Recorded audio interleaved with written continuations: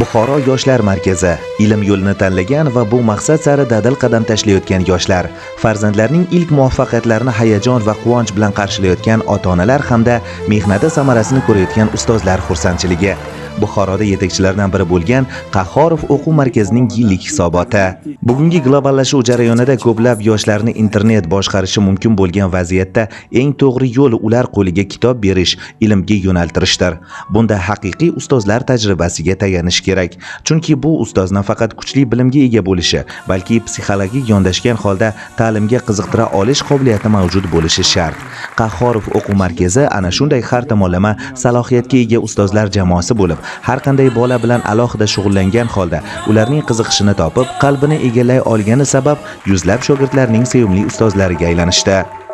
Bayramona tarzda boshlangan tadbirda o'quv markazi rahbari Madamin Qahhorov so'zga chiqib, barcha yoshlarni ilk muvaffaqiyat bilan qutlab, kelgusida omadlar tilandi.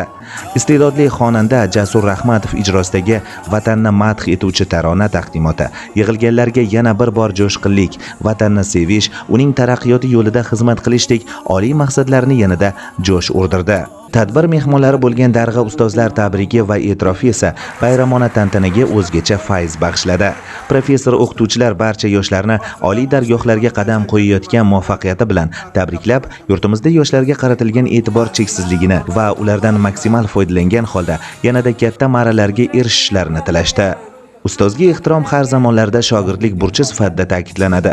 Shu asnoda Madamin Qahhorov ham o'zining bugungi darajasiga yetishida beminnat xizmati singan qator ustozlariga yuksak ehtirom sifatida o'zbekona sarpolarini taqdim etdi. Tadbirning eng hayajonli daqiqalari bu Qahhorov o'quv markazida tahsil olayotgan yoshlarni tantanali taqdirlash jarayoni bo'ldi.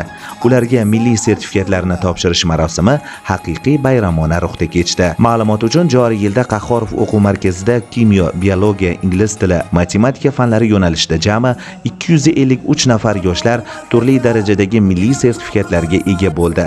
Bundan 24 ta A darajada, ya'ni 100% natija, 72 ta B daraja sertifikatlaridir. Bu natijalar Qahhorov o'quv markazining kuchli ta'lim tizimining yorqin ifodasidir. Tadbir kuy-qo'shiqlar va raqslar bilan yorqin lahzalarga boy bo'ldi. Endilikda o'quv markazining o'quvchilari turli sohalarda oliy ta'limga shoshilishmoqda. Kelgusida jamiyat rivoji, vatan taraqqiyoti yo'lida xizmat qiluvchi bu yoshlarga Qahhorov o'quv markazi ustozlari tomonidan berilgan bilimlar tamal toshi bo'lib xizmat qiladi.